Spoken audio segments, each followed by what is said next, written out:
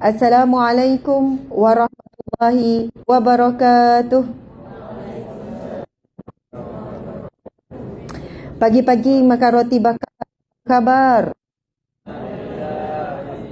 Tujuh ya, sebab lemak. Apa khabar lemak? Kan sensitif pula soalan tu kan. InsyaAllah. Tengah hari makan nasi lauk udang galah. Alhamdulillah. Oh, patutlah. Petang-petang makan apa pula? Pisang, cekodok pisang. Jadi soalannya apa idea pula. Okey. Petang makan cekodok boleh, cicah budu. Ada kan orang suka budu semua dia cicah. Kawan saya suka budu, roti pun dia cicah budu. I love you. Nak sebut I love you, budu I love you. Okey lah kan? Boleh lah. Okey, saya bagi peluang nak balas.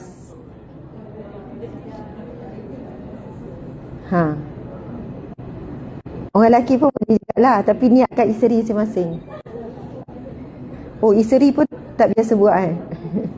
Saya sebut I love you. I love you too. Malam-malam sebelum tidur cari kutu. I love you too. Dulu kan, zaman dulu cari kutu tu. Sekarang kutu dah tak ada. Mungkin zaman moden sibuk dengan Facebook, TikTok, jadi dia orang. Masya Allah. Kalau dulu saya rasa kecil-kecil kan sebelum tidur, kan ada sikat kutu tu kan. Lepas tu guna kain lampin adik. Lepas tu ni, kadang guna kertas. Lepas tu ni, tak tahulah zaman-zaman dulu kan. Ada je kutu, masuk asrama pun ada kutu. Jadi dah habis dah kita. I love you too. Alhamdulillah. Subhanallah, puan-puan sekalian, terlebih dahulu saya nak ucap terima kasih kepada penganjur, Ibu Pejabat Lembaga Pemasaran Pertanian Persekutuan FAMA, Federal Agriculture Marketing Authority. Masya Allah. Dan terima kasih pada MC yang bersemangat sekali, yang ringkas sekali, mudah sekali, tetapi luar biasa kata-kata dia. Tengok, steady dia tu kat pintu tu. Tepukan gemuruh untuk beliau. Masya Allah. Dia short and sharp. Orang lelaki memang macam tu kan? Senang dia. Anda lebih tahu. Sudah dikenali. Jadi tak perlu perkenalkan. Bijak. Masya Allah. Subhanallah. Seterusnya kepada seluruh kaki tangan Ibu Pejabat Lembaga Pemasaran Pertanian Persekutuan. Muslimin boleh sebut berapa? Muslimin. Dan para muslimat sekalian. Masya Allah. Selamat datang ke program ni. Nampak full house tu penuh, Masya Allah. Dan saya sebenarnya kagum dengan tuan-tuan yang turut hadir. Anda antara lelaki idaman akhir zaman, lelaki Melayu terakhir. Bagi tepukanlah untuk diorang. Bukan apa tuan-tuan, dengan sikap dan jangan pelak balu rasa macam nak keluar je balik ya. Sebab tak ramai orang lelaki boleh duduk dalam kuliah dengan ceramah, biasa orang perempuan lah. Dan ini menunjukkan anda ada kualiti dalaman yang luar biasa. Anda akan jadi suami yang soleh dan ayah yang misali. InsyaAllah akan dimurahkan rezeki samalah kita semua. Sebab memang ada hadis Nabi, Allah limpahkan rezeki bagi orang yang mencari ilmu, penuntut ilmu. Masya Allah. Jadi terima kasih kepada FAMA. FAMA ni semi government semi ke betul-betul semi lah? Semi. Orang kampung saya panggil semi. Semi governmentnya. Kalau dari segi bayaran gaji semua government yang bayar ataupun FAMA sendiri? Oh, FAMA sendiri. Memang kena usaha ikhtiar sendiri ya. Bila saya datang sini, pejabatnya cantik daripada luar tapi macam tengah renovate kan? Best tak kerja sini? Buat kerja tak? Buat. Banyak kerja? Tak habis-habis? Stres tak kerja? Masya Allah. Okey, kita dengar ijma' ulama' lelaki. Stres tak kerja? Tengok. Sepakat mereka mengatakan tidak. Kita pun confused. Dia orang buat kerja tak? Dia orang buat kerja. Dia orang mencintai kerja. Walaupun tekanan stres dia orang tak perasan pun. Betul-betul. Okey, para wanita sekalian, seronok tak kerja? Alhamdulillah. Yang seronoknya apa? Kawan-kawan. Naik pangkat, gaji. Subhanallah. Kita nak hadirkan keikhlasan dalam bekerja, seronok dalam bekerja adalah perjuangan sepanjang kerja. Sehinggalah sehari sebelum pencen. Barulah kita betul-betul gembira masa tu. Boleh jadi begitu. Ada orang baru kerja 1 tahun, lambatnya aku nak pencen. Baru setahun. Masuk kerja berapa tahun, aku bukan terpaksa pun kerja ni, tak hadap pun kerja ni. Laki aku bolehnya tanggung aku.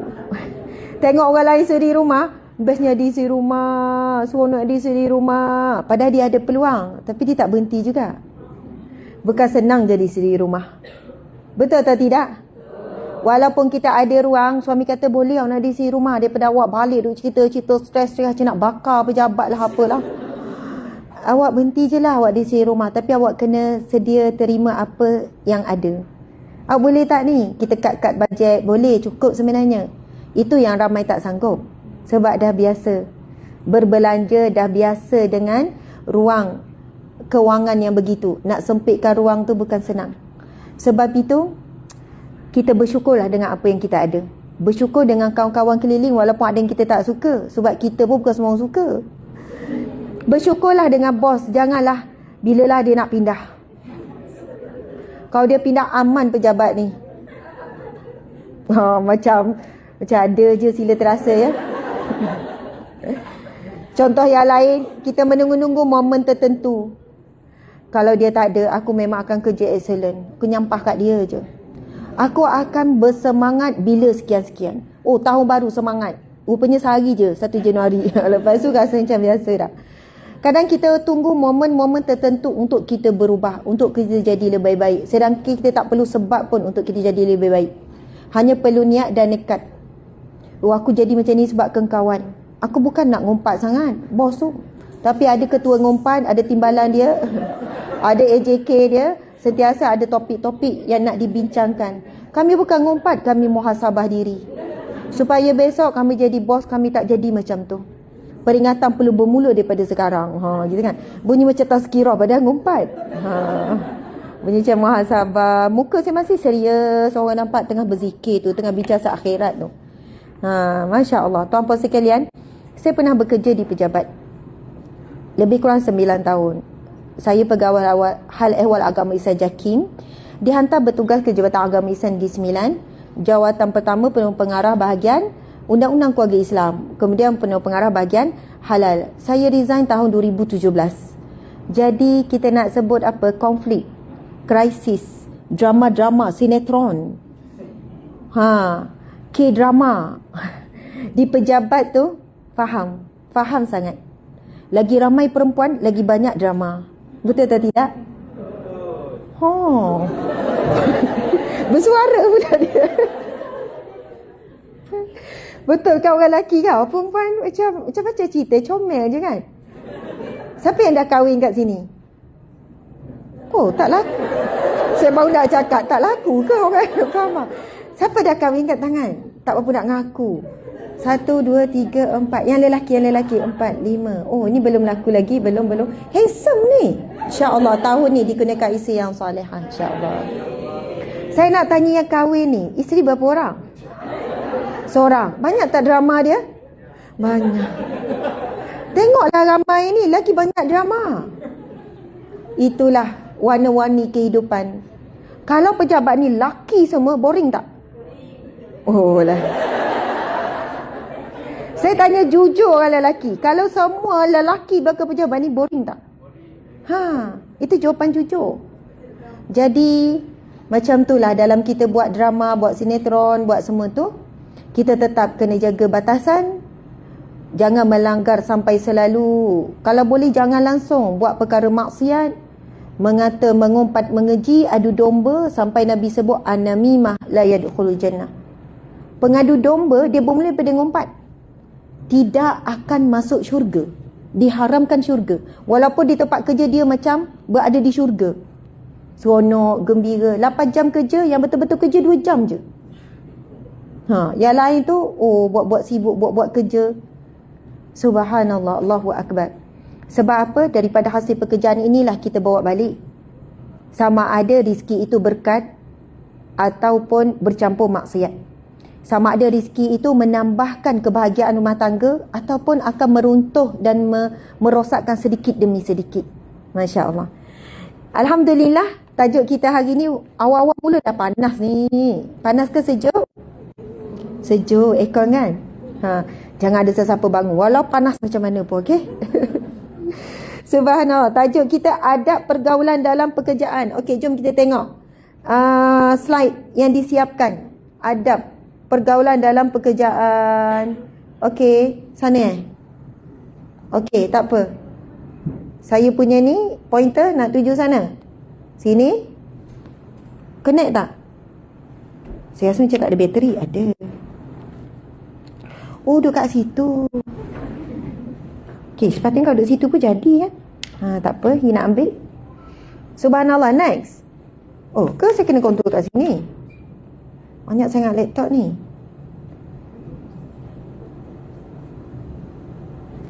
Situ kan?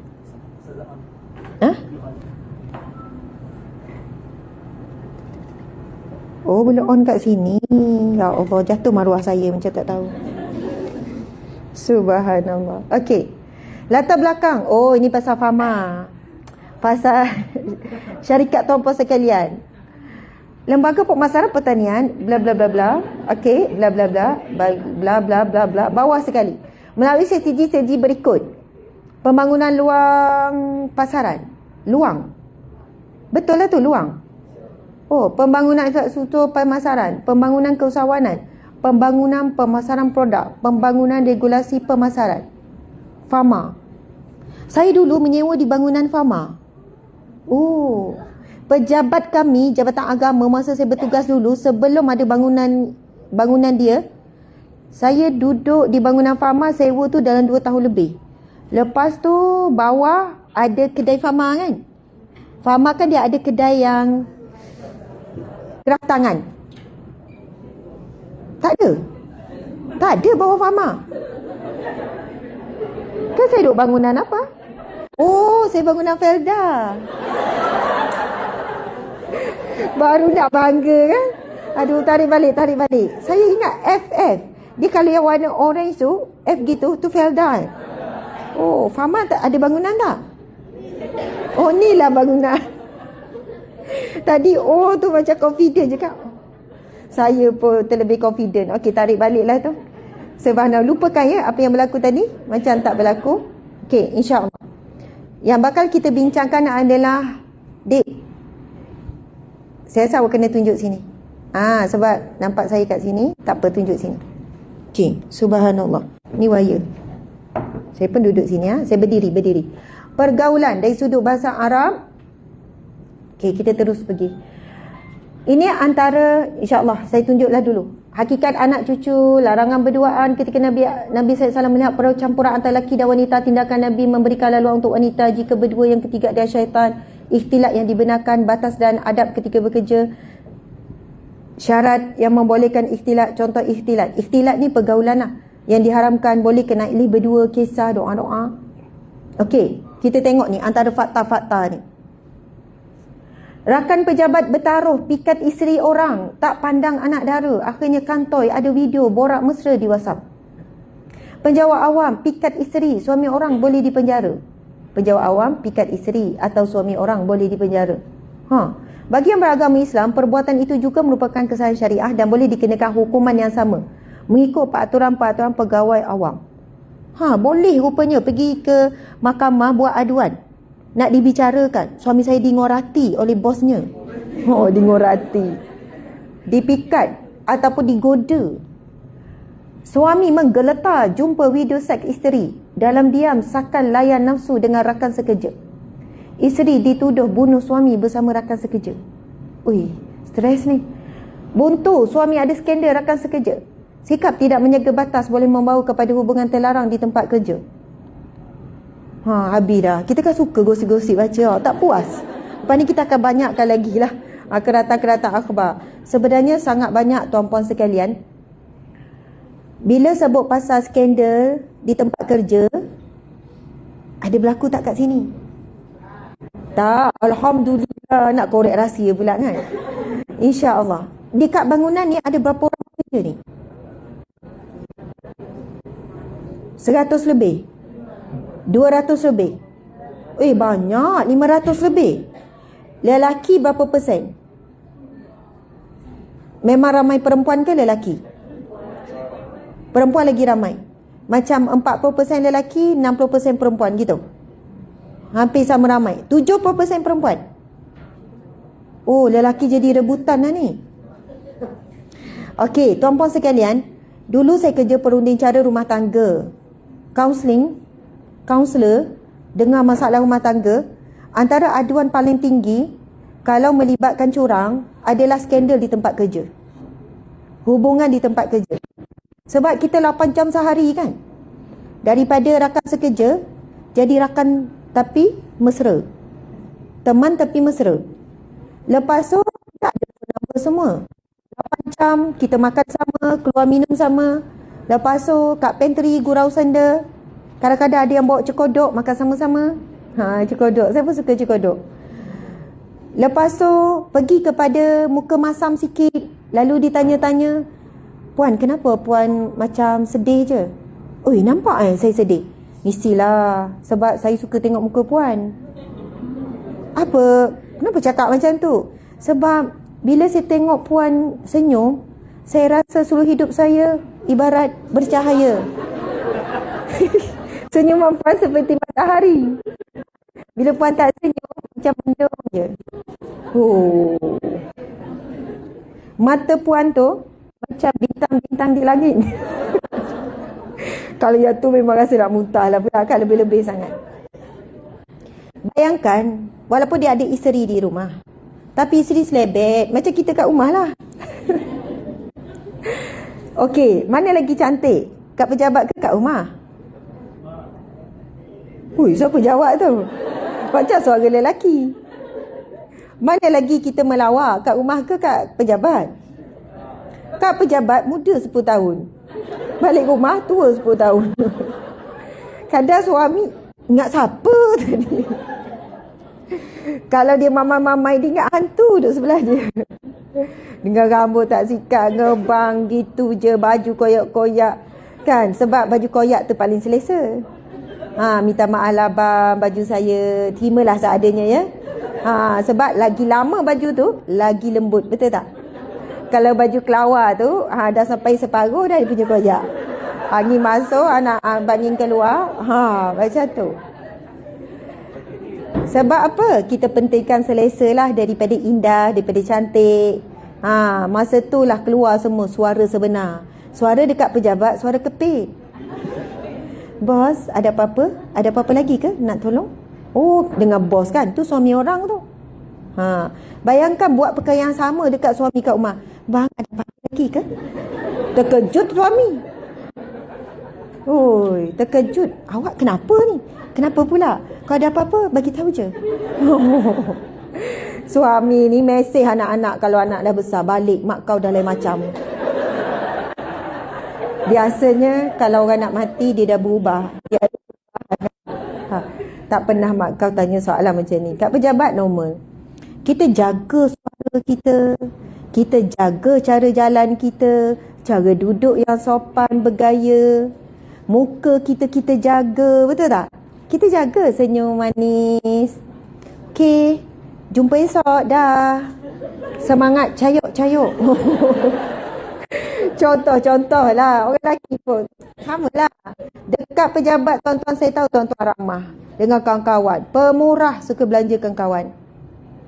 Bila kawan kata, tak apalah aku bayar sendiri. Tak apalah, rezeki pada Allah, kongsi. Balik rumah, isteri ajak, "Bang, jom bang kita makan luar." Membazir sahabat syaitan. Hujah lain dia keluar, hujah. Kadang-kadang tu kita lupa nak jadi yang terbaik, terlembut, tercomel, tercute, terwangi. untuk pasangan, untuk anak-anak.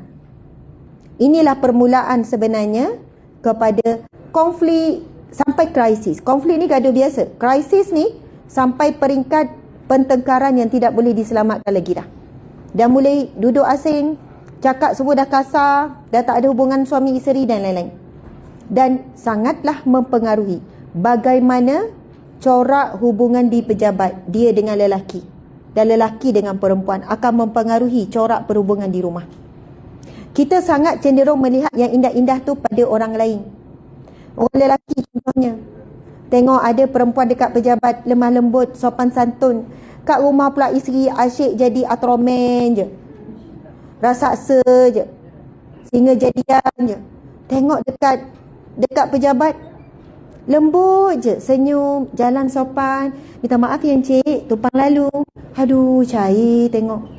Kalau isteri tu lalu cantu, melibas-libas muka. Encik ada apa-apa? Aduh, lembutnya. Betul tak ini satu ujian? Kita akan mudah buat perbandingan. Yang perempuan pula tengok yang lelaki caring ni. Caring, awak dah makan? Oi, lembutnya, suami tak pernah tanya pun dah makan belum. Awak apa khabar? Baik, alhamdulillah. Syukurlah awak khabar baik. Bila awak baik, saya pun baik. Kalau ada masalah, cerita kat saya. Saya dilahirkan untuk menyelesaikan masalah awak. Kemai lagi. Dah tahu ayat tu kan? Awak kena lock ayat tu. Orang perempuan suka tu. Walaupun gurau-gurau, dia pun gelak. Awak ni kelakar lah. Saya bukan. Cubaan. Ada dua mic ni. Dugaan, ujian. Subhanallah. Cabaran. Cubaan. Yang ni memang tak hidup dia tadi. Meninggal dunia. Subhanallah. 3. Ini pecah rekod ni. Mic yang ketiga. Ada sabotaj ke ni? Saya boleh teruskan ya? Tajuk ni memang agak panas kan? Okey, kita teruskan. Viral. Isu viral. 5 cara menghindari hubungan sulit di pejabat. Elak borak kosong, elak kongsi masalah, elak menyambung komunikasi di WhatsApp yang tiada kemengena tentang kerja, elak keluar berdua, tahu batas pergaulan. Definisi pergaulan, kalau disebut ikhtilat berasal daripada perkataan sebenarnya ikhtilat khalata, iaitu bercampur sesuatu dengan yang lain.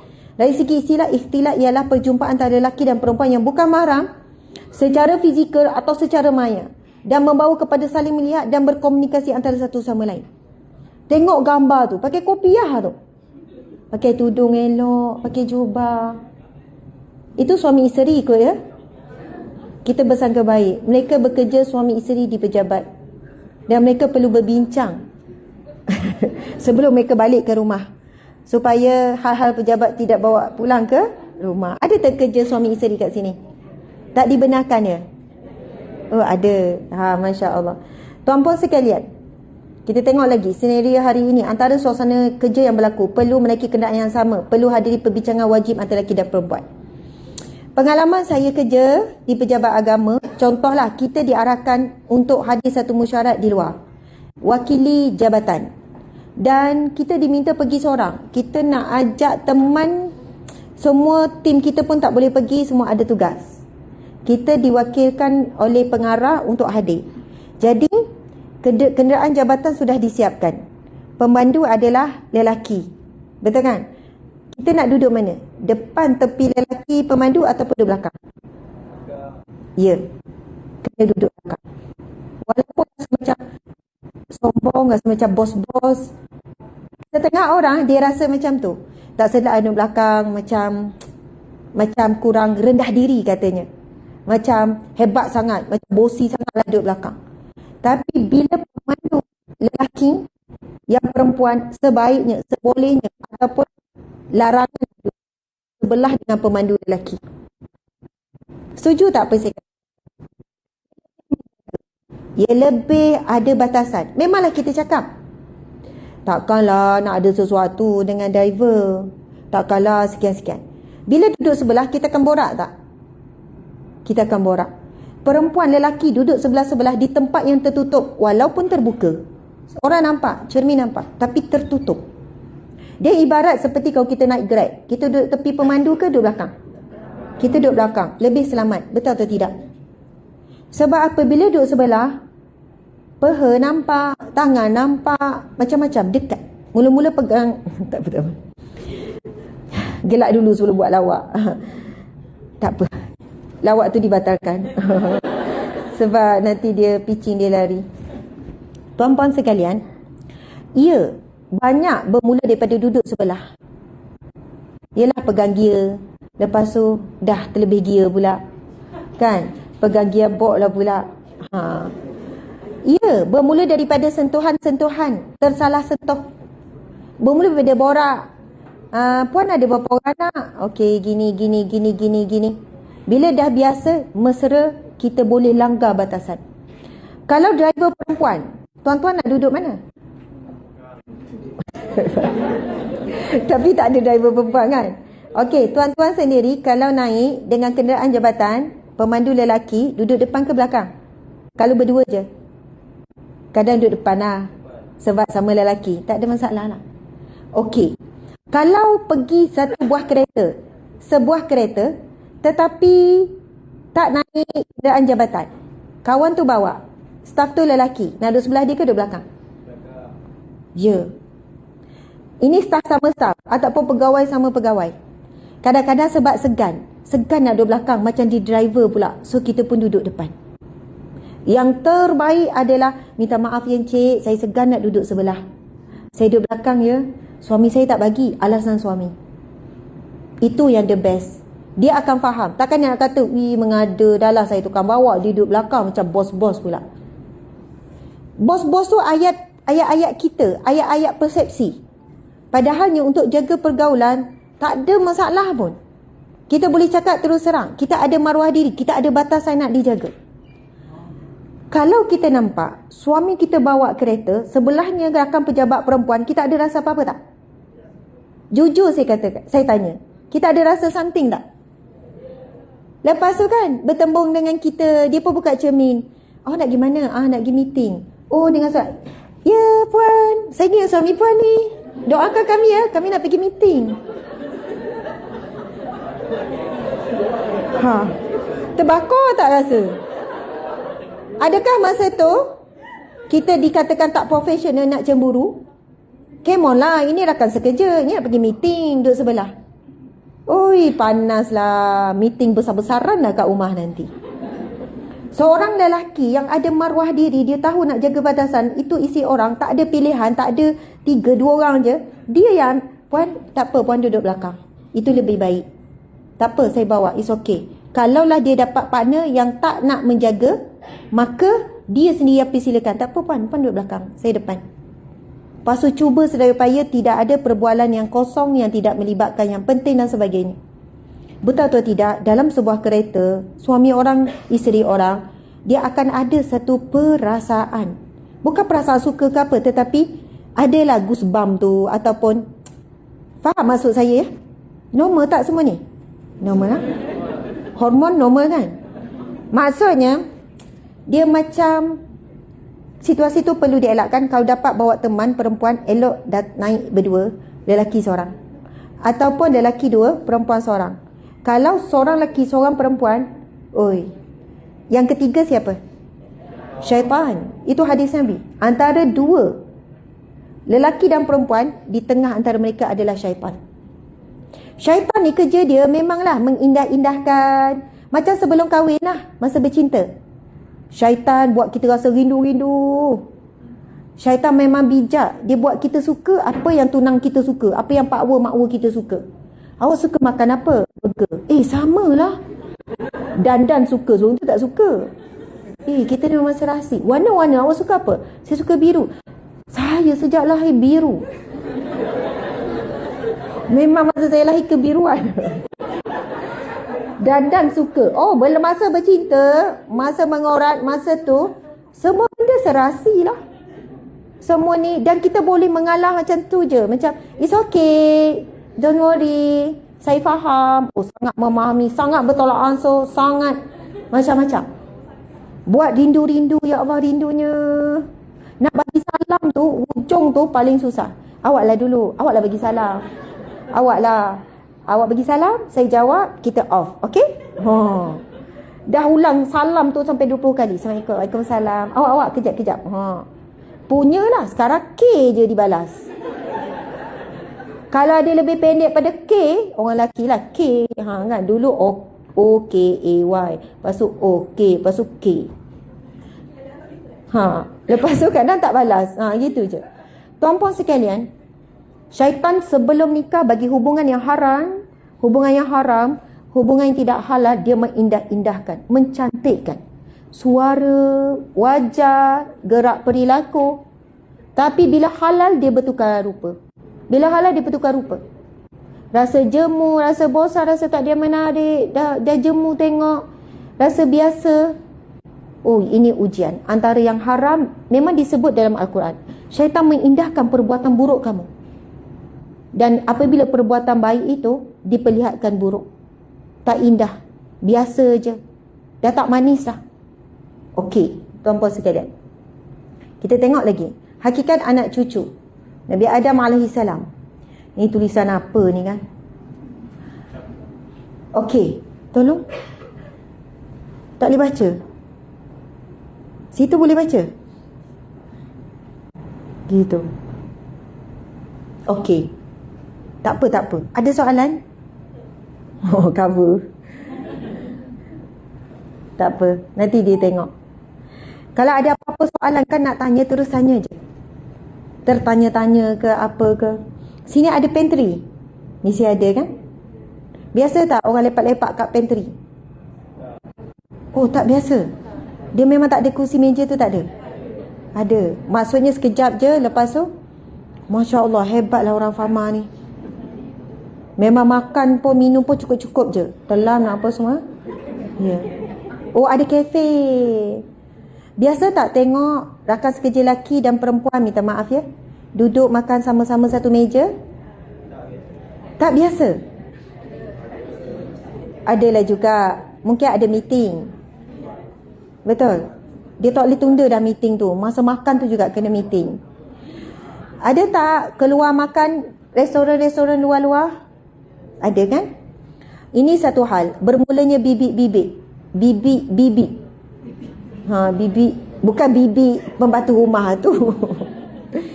Bibit-bibit. Betul? T kan? Bukan K. Saya salah. Bibit-bibit. Apa dia? Skandal. Keluar makan sarapan dekat restoran luar, warung, pergi berdua lelaki perempuan. Kadang pergi 4 orang, 2 lelaki 2 perempuan, duduk satu meja.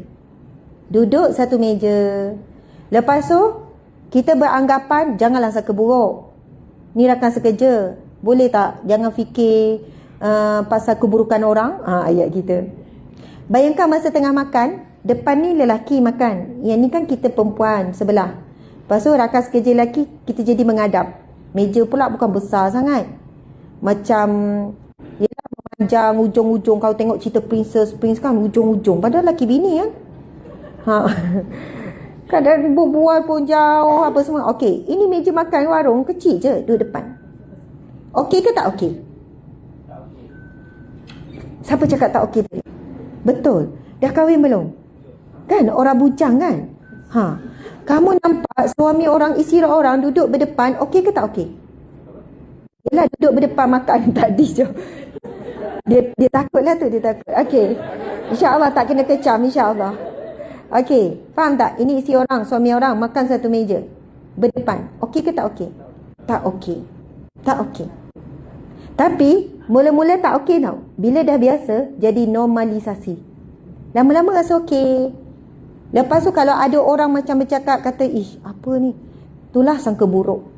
Inilah akhlak yang buruk. Bersangka buruk pada orang. Padahal kita makan je tak ada buat apa-apa. Bayangkan kalau ketika itu suami kita datang.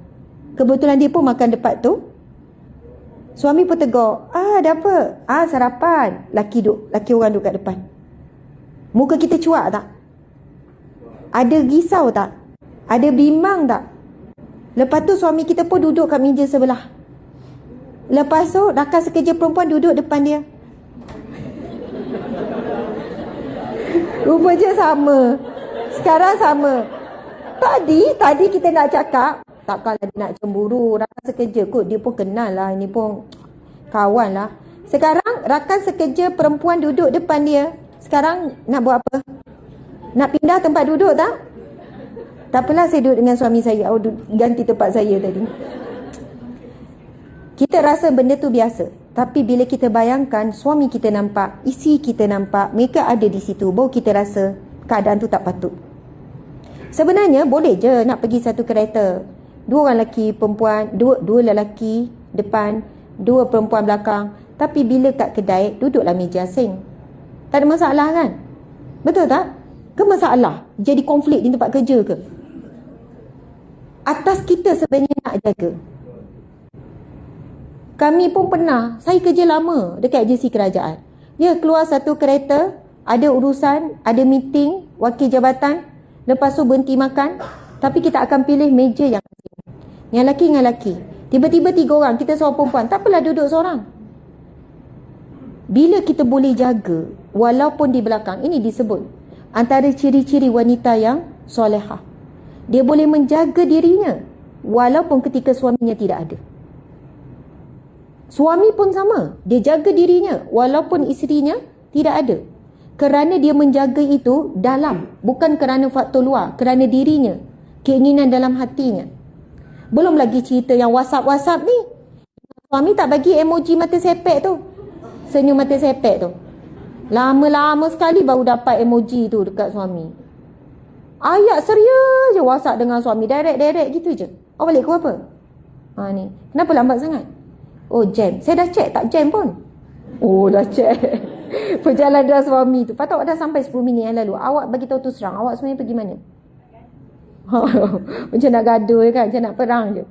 Tapi, kemang lagi kita, bila WhatsApp, lagi-lagi kalau berlainan jantina, contohnya, kita pilih perkataan yang kadang delay, macam tak patut. Mikir-mikirlah perkataan tu.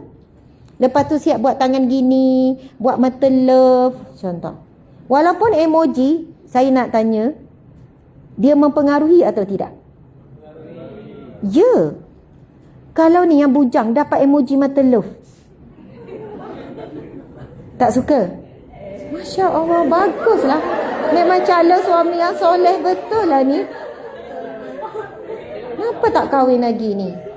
Dah ada orang? Dah ada. Oh, tahun ni nikah ha? InsyaAllah.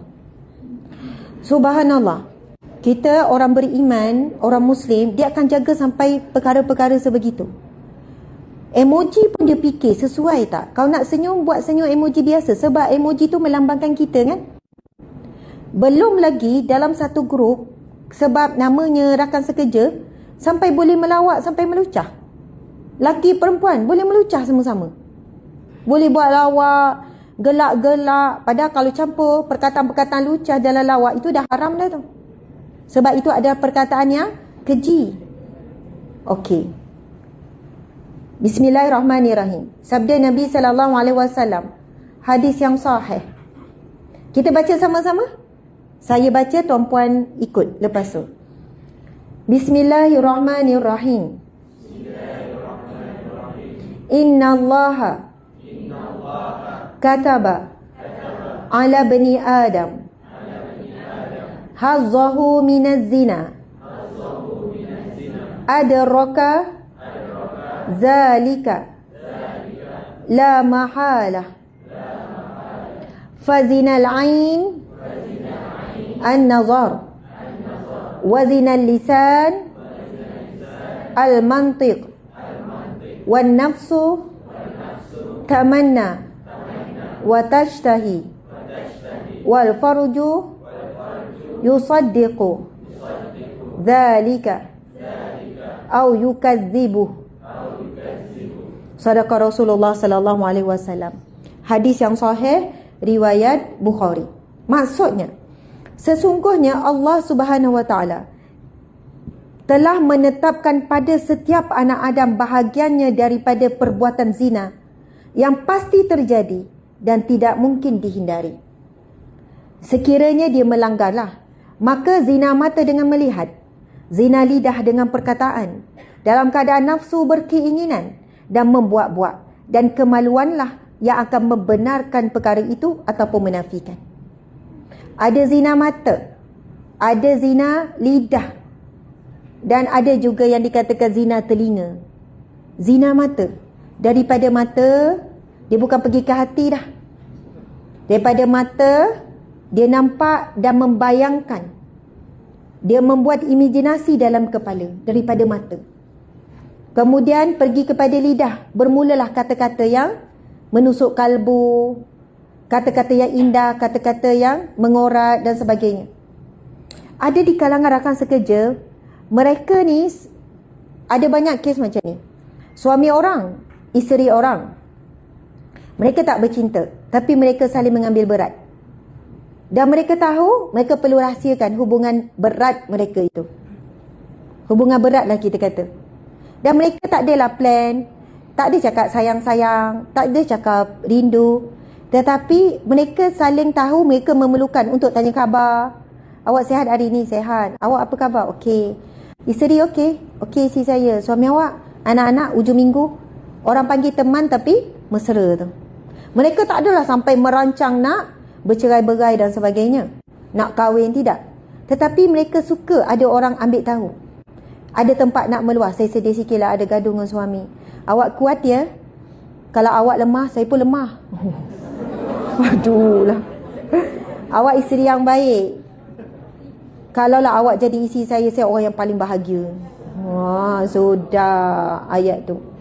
Tuan-puan sekalian, kalau dari segi pengalaman saya handle kes-kes yang bercinta ni, saya panggil wanita ni, saya panggil isteri ni, bercinta tempat kerja, ada banyak jawab macam ni. Saya tak nak berpisah dengan suami saya. Saya sayang suami saya. Dia cinta pertama. Tetapi cinta yang kedua ni, suami orang ni ataupun orang bujang kat pejabat pun saya tak mampu lepaskan, Ustazah. Saya tak boleh hidup dengan antara keduanya. Saya tak boleh pilih antara dua-dua. Dua-dua saya perlu. Yang ini ialah suami saya kat rumah, ayah pada anak saya. Siapa tak sayang? Oh, dia pula tanya kita. Lepas tu, habis tu yang kat pejabat tu, dia yang banyak beri saya semangat. Saya banyak konflik di tempat kerja. Dia yang paling faham saya. Lagipun saya cari rezeki untuk keluarga kan. Nak membenarkan begitu begini.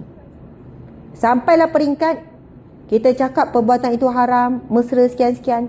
Sampai peringkat berzina. Berzinalah dengan pasangan ni. Mudah sangat nak berzina dengan rakan sekerja. Lagi-lagi zaman sekarang. Waktu rehat 1 jam tu boleh sangat. Sekarang ada banyak hotel yang sewa per jam je. 1 jam berapa, 2 jam berapa. Sempat sangat. On time je, pergi kereta asing-asing. Lepas tu masuk pejabat macam tak ada apa-apa. Banyak kes yang macam ni, isteri kantoikan suami jumpa, ataupun suami yang kantoikan isteri jumpa bukti-bukti dan sebagainya, perbualan. Hari ni pula ada banyak kaedah perbualan boleh dirahsiakan. Bukan hanya WhatsApp, ada banyak chat-chat yang tersembunyi. Oi, yang mereka nak buat kerja-kerja yang haram, yang kotor, yang jijik ni, memang akan cari jalan. Isteri chat phone, tak boleh nak kesan pun. Tak boleh nak jumpa sampai sudah. Tak boleh nak jumpa. Tapi selepas, mungkinlah Allah akan tunjuk juga dengan doa-doa, dengan ujian-ujian yang menimpa, Allah tunjuk juga. Akhirnya baru tahu, dah lama dah. Tuan-puan sekalian, kalau dulu curang agak susah, sekarang sangat senang. Ada tak istilah curang untuk lelaki? Ini satu perbahasan. Lelaki tak ada curang, boleh nikah 2, 3, 4. Perempuan je curang. Betul ke tak ada curang bagi lelaki? Okay, kontrol. Ada orang nak ambil gambar. Takut ada tenganga ke apa ke kan. Okay, sama je. Perempuan ada hubungan terlarang, curang. Lelaki hubungan terlarang, curang.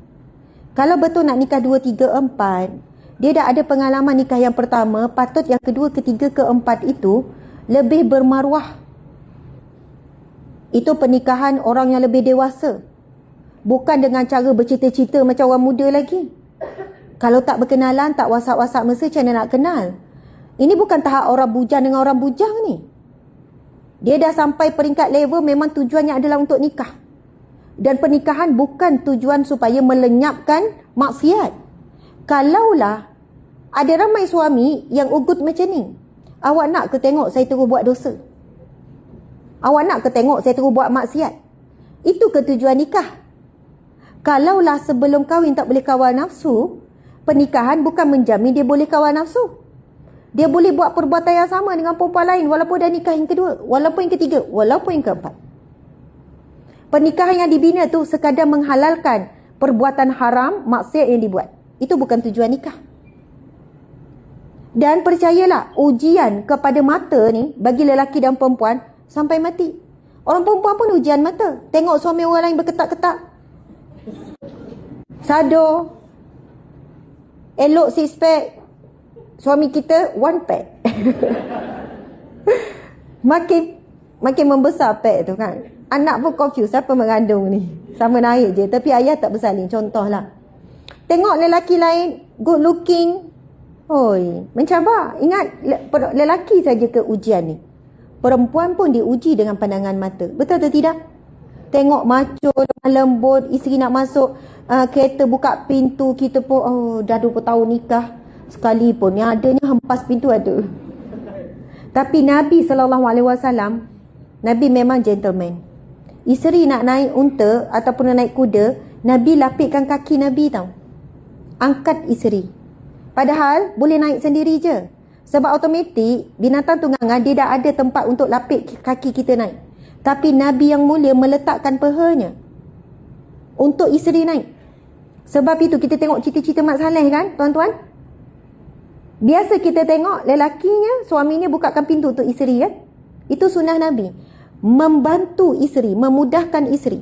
Sekali-sekali kita buat kat suami kita, bang kejap, kenapa? Saya bukakan pintu untuk awak.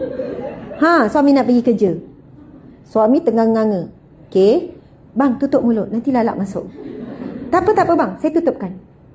Itu ada air saya dah siapkan, kau nak minum sambil kopi sambil bawa, jangan ngantuk tau. Take care, I love you, I miss you. If you need me anytime, WhatsApp me. Suami tak jadi pergi kerja hari tu.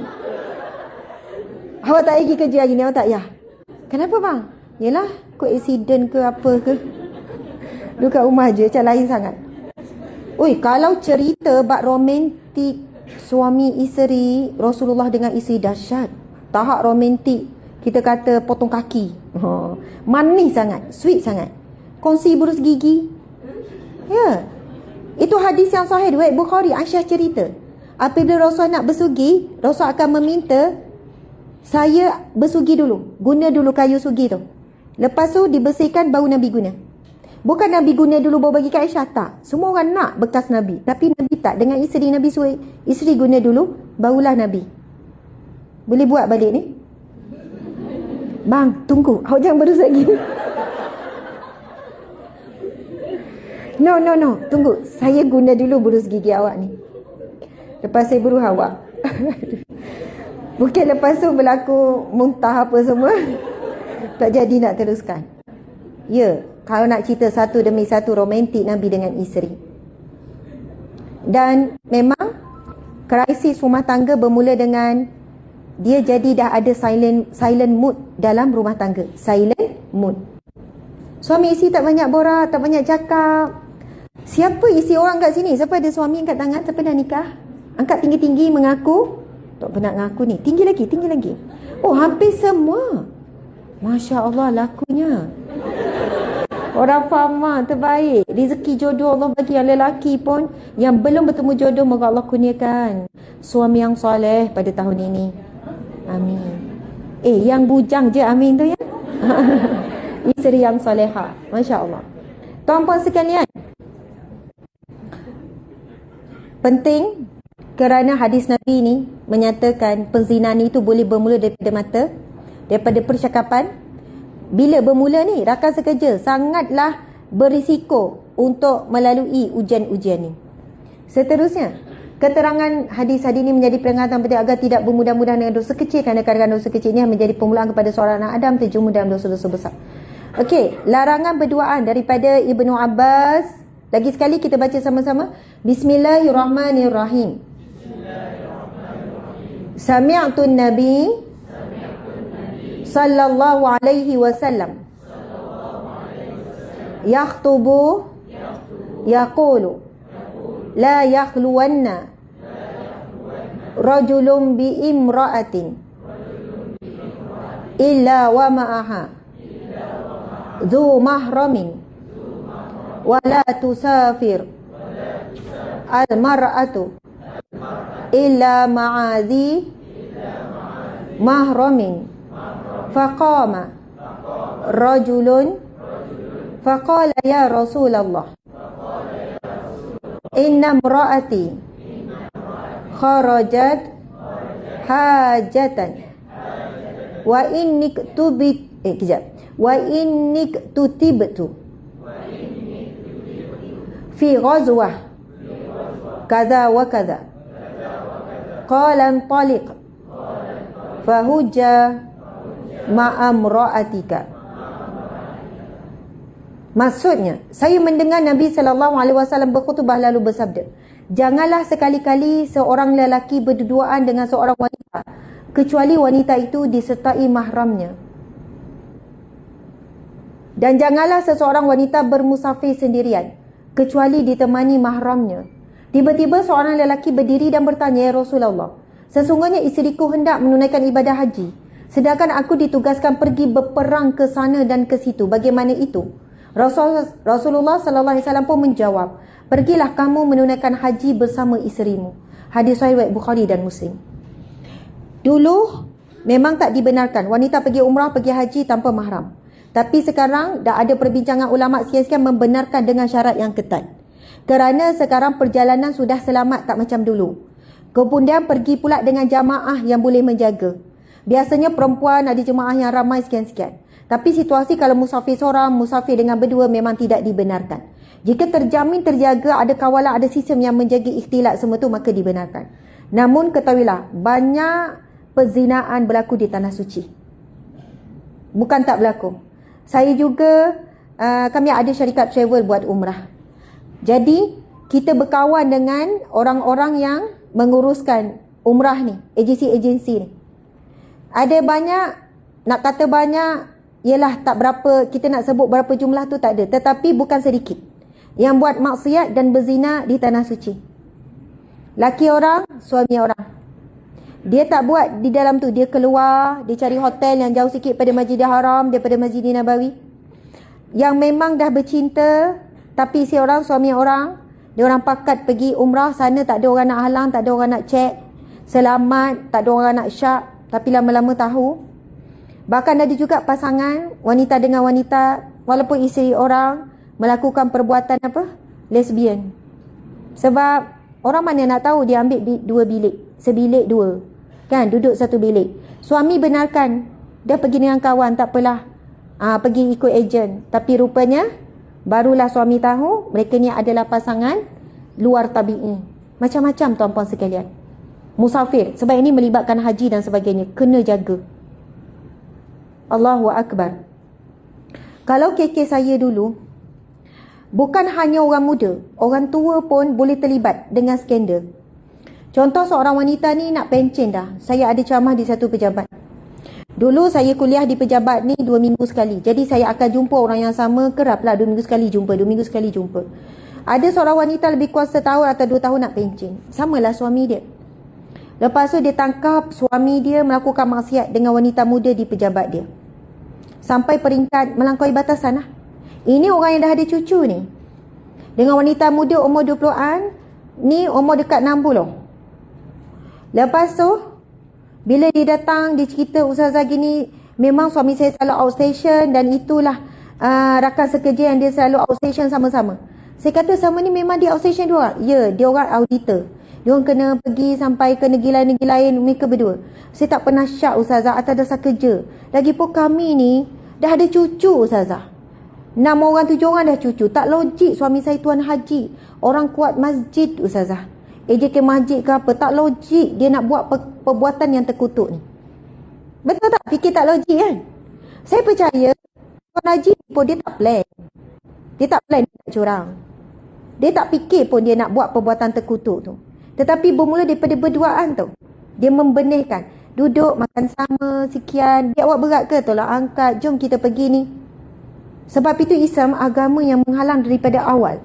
Daripada tak ada niat. Daripada tak ada plan. Tak ada intention pun untuk tu. Tapi ia boleh berlaku. Syaitan orang ketiga. Apa berlaku? suami ni, isteri ni tahu sebenarnya lebih kurang dalam seminggu mereka nak pergi ke Thailand nak kahwin senyap-senyap. Semua dah ada, semua dah urus, tinggal nak pergi. Tapi Allah tunjuk dia tahu berapa hari sebelum.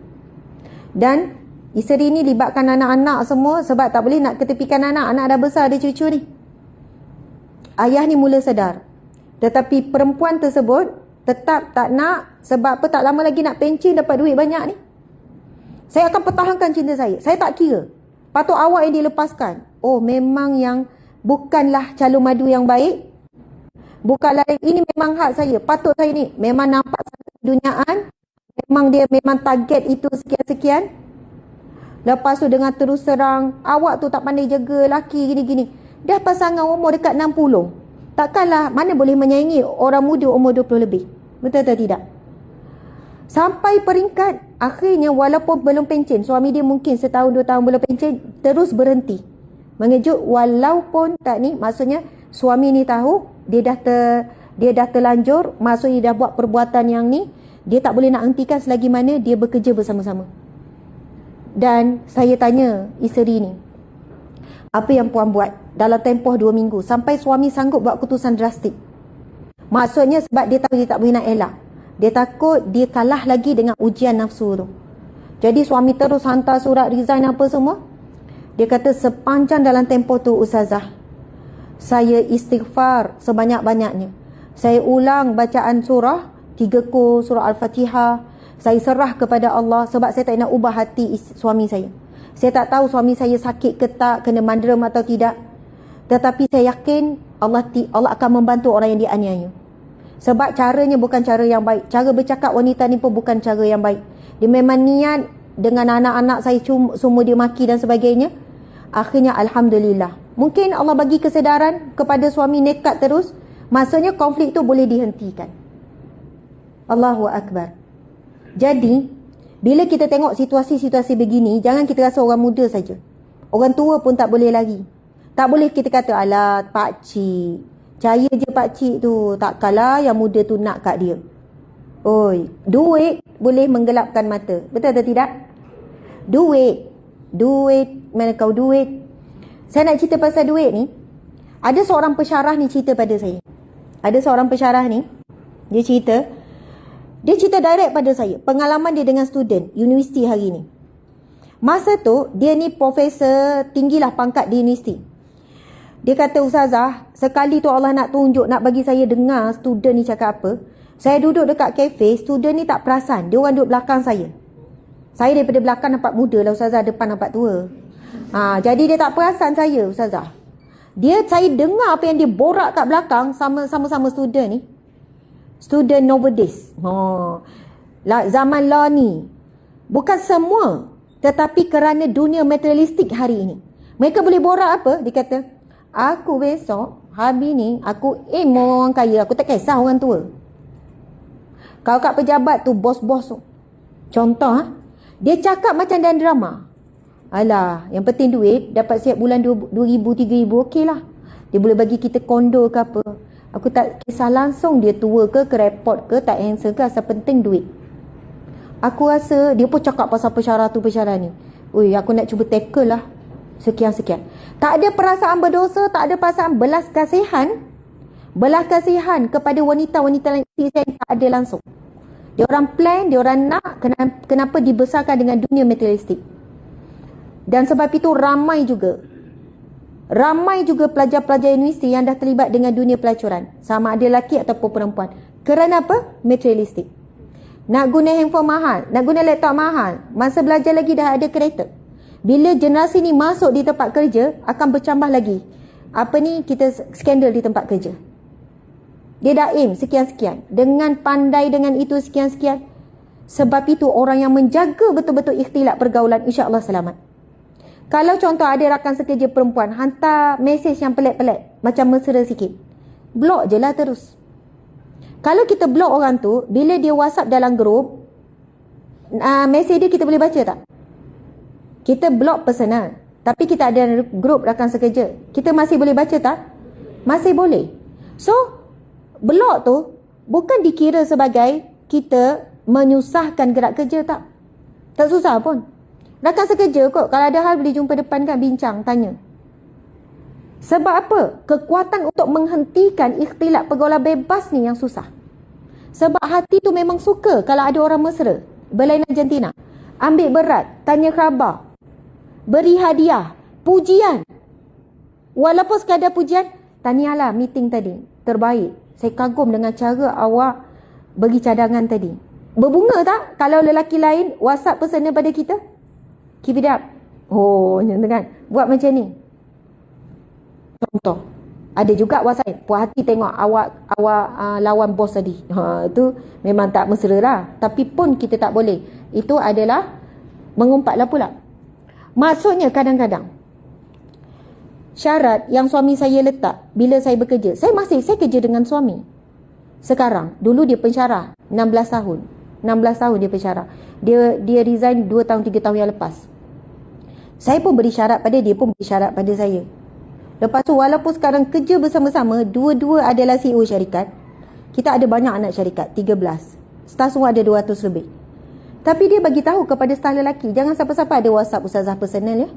Ada urusan apa pun, kalau awak dia nak bincang nak apa, boleh melalui saya. Kalau perlu bincang benda tu sangat confidential, wujudkanlah grup bertiga, saya, ustazah ni. Yelah, sebab ada staf yang perlu direct kita, tapi staf lelaki, media ke apa ke dan sebagainya. Samalah, saya pun cakap benda yang sama pada staf perempuan. Jangan ada siapa-siapa yang WhatsApp personal ustaz. Yelah, mungkinlah kalian fikir bolehlah buat macam tu sebab bos syarikat. Tetapi perkara yang sama juga saya pesan kepada tim. Kalau saya tahu dia WhatsApp personal orang luar, lelaki apa semua, saya kata awak boleh buat grup. Jangan nak WhatsApp personal, kadang awak WhatsApp waktu malam, nak follow up progress. Tak boleh, awak adalah anak dara. Tak boleh, boleh wujudkan perkara yang tidak senang. Awak buat grup senang, biar tim awak pun tahu perbincangan awak. Sama-sama tim pun saya tekankan. Elak awak WhatsApp personal, laki perempuan, awak bujang, awak sekian-sekian. Ini dah kahwin apa semua. Sedaya upaya, bincang apa dalam grup. Personal sangat, kena ada orang ketiga. Dalam grup, perempuan lelaki WhatsApp pun, ada yang ketiga, syaitan. Betul atau tidak? Ya, makasih Encik. Bukan doa dalam WhatsApp juga, ada yang ketiga.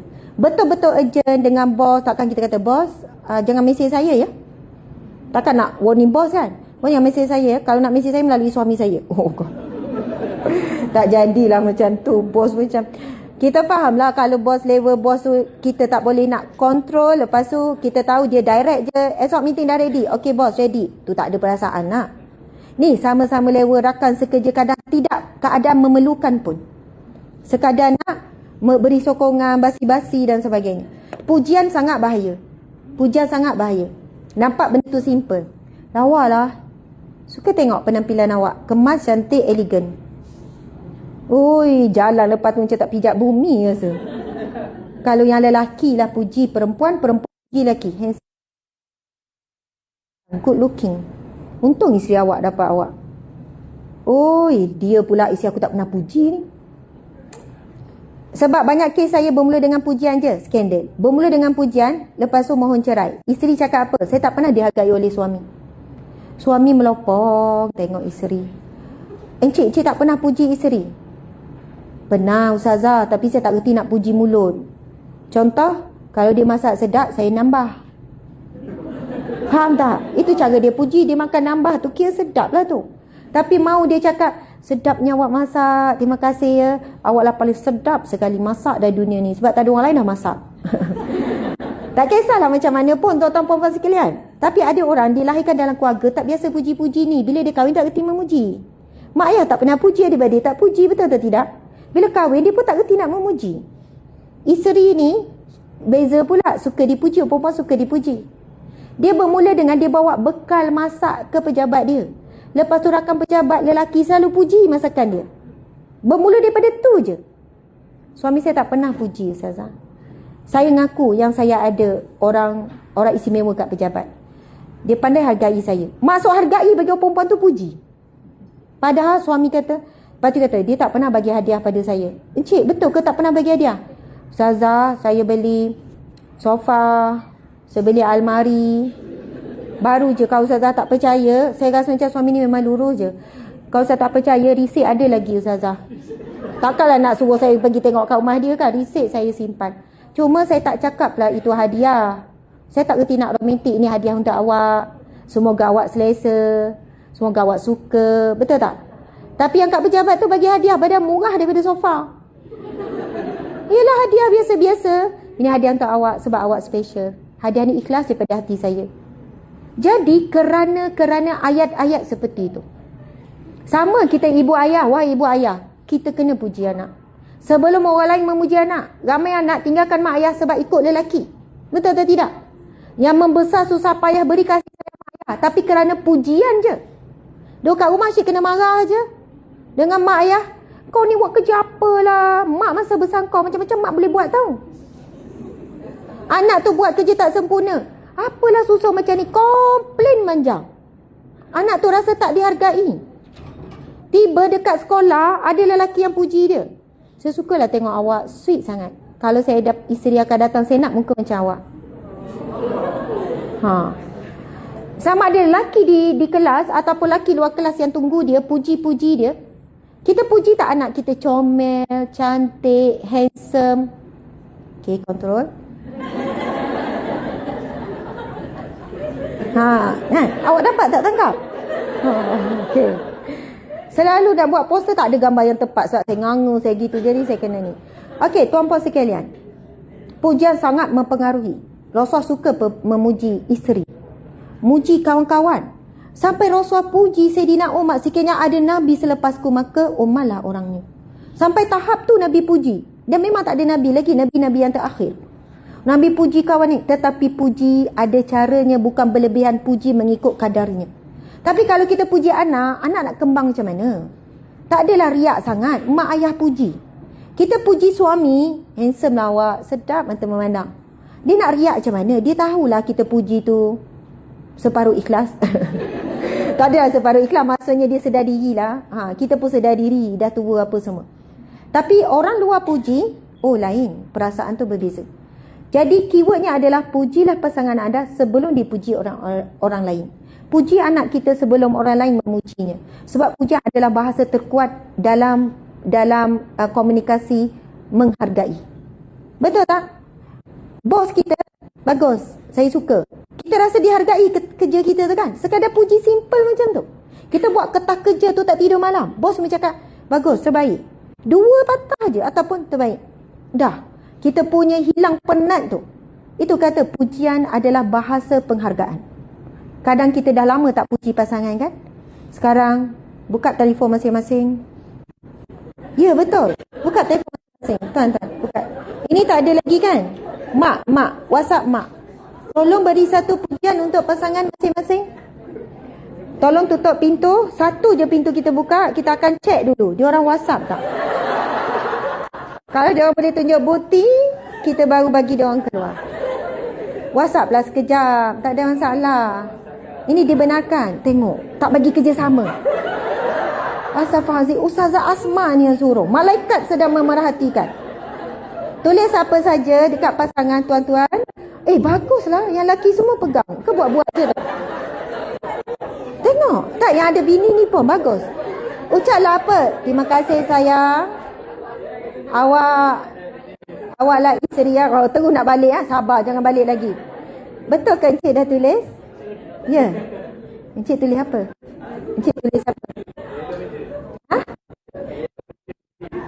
Tulis elok-elok je. Dia tulis dekat isi dia, elok-elok kerja. Terbaik. Tepuk tangan burung. Itu tahap paling romantik tu, elok-elok kerja.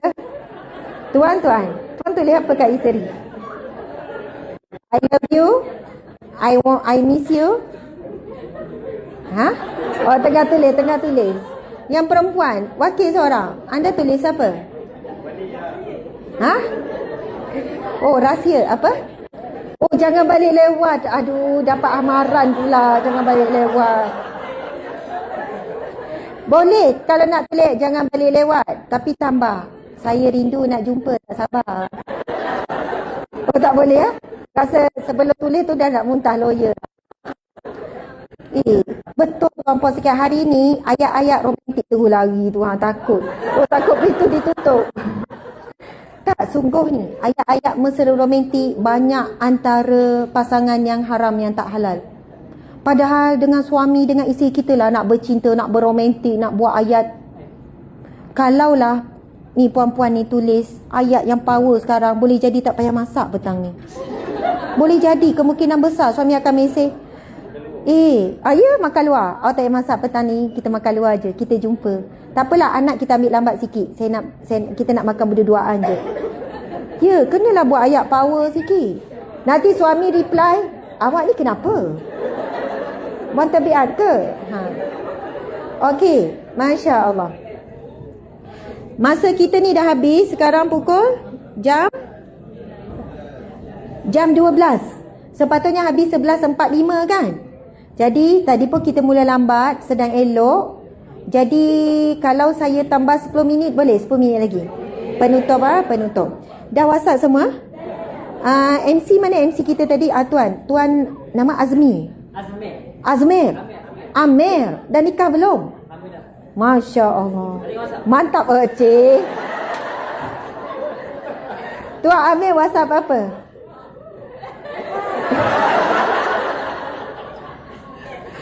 Ini kaki keletong juga ni. WhatsApp belum? Saya tugaskan Pak Amir yang cek nanti sebelum keluar tu. Mana cek? Bukan iPhone sendiri, iPhone kawan-kawan. Dia orang kena tunjuk bukti yang dia orang dah WhatsApp baru. Saya akan cek dia orang. Ya, boleh. Okey, nampak macam suami romantik kan Pak Amir ni? Ya, romantik. Masya Allah. Ada anak? Berapa orang? Masya Allah. Muda lagi ni. Tak, belum 30 kan? Confident kan? Masya Allah. Okay, kita tengok. Saya tahun ni umur 41. Ada anak 7 orang. Saya perasan anak-anak ni kalau dipuji, kalau saya bagi arahan, yang kecil tu lagi payah nak bergerak. Umur 4 tahun. Saya suruh kemas meja. Memanglah kecil lagi. Tapi kami libatkan kerja rumah. Semua ahli keluarga kena. Lepas makan, yang kecil sekali tu pun kena angkat. Pinggan ke, gelas ke, walaupun dia paling kecil, dia nombor 7 kan. Bila dia macam buat malas, nak gerak, saya akan gunakan edah pujian. Mula saya puji yang atas daripada dia umur 6 tahun tu, Hana. Umi suka Hana sebab Hana ni dia gerak terus. Hana memang rajin, dia pun tengok dari jauh. Lepas tu dia lagi, tiba meleleh air mata dia. Sebab dia rasa macam mak Umi puji kakak dia je kan, sebab dia tak bergerak tu, dia dah start main dah. Lepas tu saya kata, Hana, Umi suka sangat Fatimah. Walaupun dia kecil lagi, tapi dia rajin angkat. Terus-terus datang. Faham tak? Berbanding kita nak sebut, Fatimah, angkat juga. Fatimah, kena buat juga. Walaupun Fatimah ni, lagi dia tak nak. Tapi pujian ni membawa bahagia, gembira, memberi dorongan. So tadi tu ayat encik tu, encik cakap apa, kerja elok-elok tu bukan pujian ya. Masih salah konsep lagi ya. Cuba lagi, sila cuba lagi. Contoh ayat lepas ni, sorry ganggu awak kerja. Saya cuma nak bagi tahu, awaklah isteri yang paling terbaik di dunia. Boleh encik ya? InsyaAllah. Walaupun encik sebut pujian tu tanpa perasaan, macam encik tulis je. Walaupun encik tak rindu dekat isteri, tulis je I love you, I miss you. Walaupun masa tulis tu tak rindu. Kesannya encik tengok dia beria masak petang ni. Senyuman dia lebar lain macam. Dia macam multivitamin, saya tak tahu nak cakap apa-apa, puan suka sangat lah. Sebab apa tuan-puan sekalian, kata-kata manis ni kalau kita tak boleh nak ucap, sebab kena ada momen tertentu, kita kena mula dulu, lepas tu dia akan datang. Tak biasa rindu, tapi mula dengan rindulah. Lama rindu itu Allah beri. Saya sayang awak. Masa sebut tu tak rasa sayang, mungkin cinta dah pudar, ada banyak konflik rumah tangga. Tapi lama Allah akan cetuskan balik kata-kata, perasaan tu daripada kata-kata. Kadang kita kena cakap je benda yang baik-baik, manis-manis, walaupun kita tak merasainya. Okey. Dengan orang yang senia, sedangkan tak ada 2 orang, ia jauh lebih baik berjemaah. Barang siapa yang menginginkan okey, tak sempat dah ni, ikhtiar dibenarkan darurat, hajat, ia ada keperluan, ada mudarat. Darurat dalam keadaan terpaksa, pergaulan perempuan dan lelaki ajnabi. Ajnabi maksudnya lelaki asing. yang dikategorikan sebagai darurat atau tujuan memberikan perlindungan atau menyelamatkan perempuan terbaik daripada bahaya hadiah diharuskan. Ialah kalau ada aksiden ke apa, perlu bantuan. Pergaulan antara perempuan dan lelaki ajnabi kerana hajat keperluan syar'i adalah dibolehkan. Semasa menguruskan harta, semasa jadi saksi, semasa bekerja, semasa dalam kenderaan awam, ya, kita jadi penumpang, semasa menuntut ilmu. Tu pun mesti ada garis panduan lah, walaupun menuntut ilmu. Tak boleh lah, Bambang saya nak menuntut ilmu tapi berduaan dengan guru lelaki saya. Tu bukan nuntut ilmu, nuntut lain tu. Batas dan adab ketika bekerja. Syarat yang membolehkan ikhtilat. Tutup aurat dengan sempurna, tidak sentuh, berkata baik, tidak bermanja. Elakkan memakai wangi yang tercium baunya, memendekkan masa, menahan pandangan. Wah, semua cepat faham. Okey, cepat nak habiskan. Contoh ikhtilat yang diharamkan. Berjumpa di tempat itu, tutup pertemuan peribadi yang terlalu mesra, bercakap sentuh laki jika berpakaian tidak sesuai, makan berduaan. Boleh ke naik lift berdua? Yalah. Hukum asal berkau bisnes antara seorang perempuan dan lelaki ajnabi adalah haram. Tidak mengapa bagi seorang wanita naik lift bersama bukan mahramnya, atau sebaliknya dengan syarat mesti selamat dan aman daripada fitnah. Oleh kerana itu kami ingin menasihati sekiranya dapat dielakkan. Ini jawatan mufti wilayah ni. Daripada menaiki lift, cara berduaan ada lebih baik dan jauh daripada fitnah serta lebih menjamin keselamatan diri. Bla bla bla bla. Kalau kita fikir lift tu berapa, tak sampai 1 minit ataupun 1 minit 2 minit. Jika dapat dielakkan, bila nampak lelaki seorang dalam, kita perempuan seorang, tak apa. Encik naik dulu. Macam mana? Oh, naik tangga. Tingkat 15. Kalau tingkat tak rendah, naik tangga. Itu lebih gentleman nak. Tak apa, encik naik dulu. Kita tunggu next lift. Tapi kalau satu lift je bangunan tu dah nunggu dah lama, kan? Kita masuklah. Maksudnya, dia begini. Hukumnya harus, jika boleh, menjaga daripada fitnah. Tapi kalau tak boleh nak elak daripada fitnah, dah pakat dah 2.10 dekat lift. Siap pakat. Rupanya ada di sebalik. Bolehkah menaiki kenderaan berdua bersama pemandu bukan mahram? Tidak mengapa selama mani menempati dawabit yang telah kami nyatakan. Tidak ada fitnah, berduaan dengan pemandu yang melena jantina. Ini pun dah dijelaskan tadi. Kisah saat Rasul melihat percampuran antara lelaki dan wanita, Nabi bersabda, jalan ke belakang, jangan bercampur. Kalian tidak patut berjalan di tengah-tengah jalan, berjalan di tepi-tepi jalan.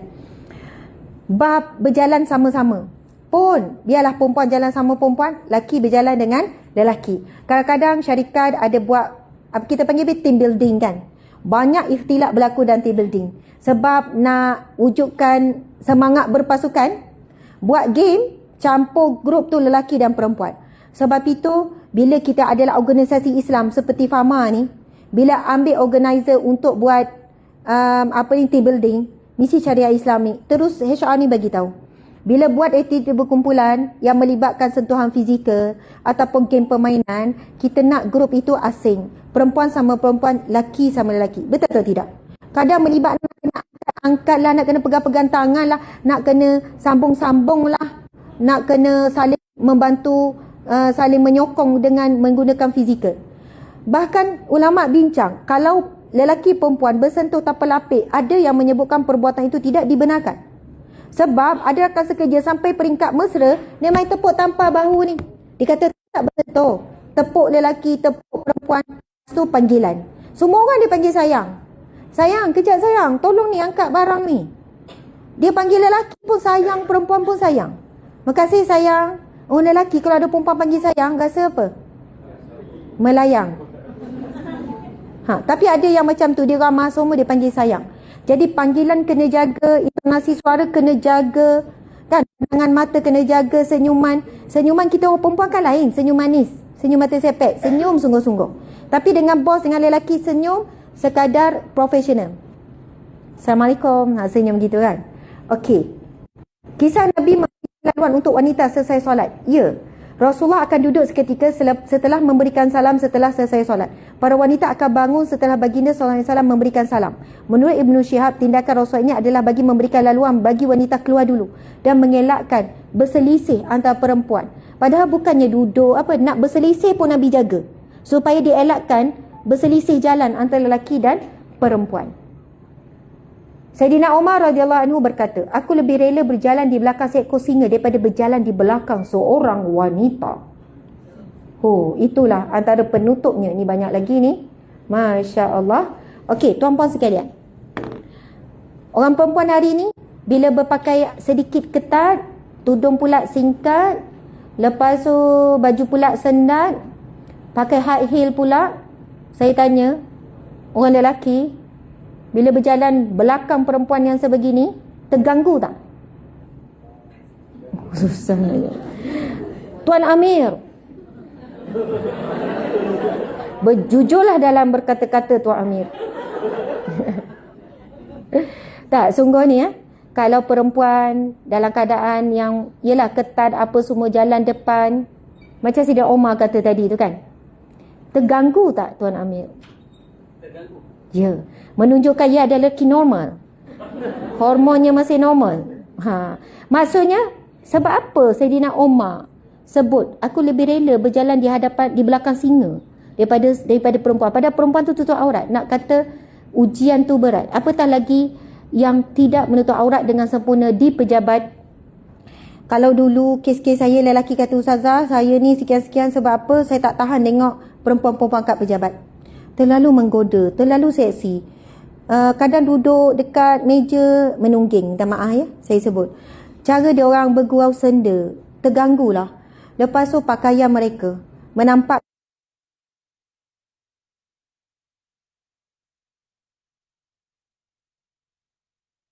tandas. Kalau saya fikir, saya cakap, encik ni tak boleh kawal nafsu, kuat nafsu. Kita tak boleh cakap begitu.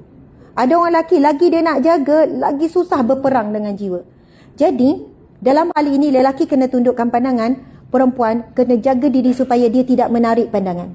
Bukan saya kata perempuan salah, lelaki salah. Lelaki ni lah tak jaga pandangan, patut kena tunduk. Kalau dia kuat iman, dia tak ada tergoda. Tak, dua-dua main peranan. Sebab Allah SWT sendiri berfirman, wahai perempuan, jagalah kemaluanmu. Barulah wahai lelaki yang beriman, jagalah kemaluanmu. Dalam bab jaga bab ini, Allah tujukan kepada perempuan dulu, baru lelaki. Tetapi dalam bab mencuri, buat kejahatan, Allah mulakan dengan wasariqu wasariqatu, pencuri lelaki dan pencuri perempuan. Tapi kalau dalam bab berzina, dalam bab-bab tarikan kepada seksual ni, Allah akan menyebut wanita dulu, baru lelaki. Maksudnya di situ adanya tarikan perempuan, kemudian lelaki yang menyusul selepasnya. Sama ada dia kuat, dia tidak ikut. Kalau dia lemah, dia akan menjadi seterusnya berjayalah perancangan syaitan untuk sampai ke lembah perzinaan. Nauzubillah min zalik. Jadi mudah-mudahan apa yang kita kongsikan hari ini dengan tajuk yang sangat baik. Saya pujilah penganjur. Siapalah yang pilih tajuk ni? Siapa penganjur ni? Siapa urus dia ni? Siapa urus dia? Angkat tangan. Tu yang berdiri kat belakang tu ya? Masya Allah. Sebab tajuk adab pergaulan dalam pekerjaan ini, bukan semua syarikat dia suka dengan tajuk ni. Sebab dia kena bersedia dengan kata-kata yang tidak, ataupun penyampaian yang berlawanan dengan apa yang dia buat. Sebab soalannya, dia memanggil seorang penceramah untuk membuatkan dia terasa. Sebab orang suka dengar ceramah yang gembira, seronok. Tapi bila cakap perkara ni banyak dons kan. Jangan buat begini, jangan buat begini. Bukan semua orang suka. Tetapi kita nak jaga keberkatan di tempat kerja kita, supaya rahmat Allah turun. Malaikat rahmat bila berada di pejabat kita, apa yang dia buat?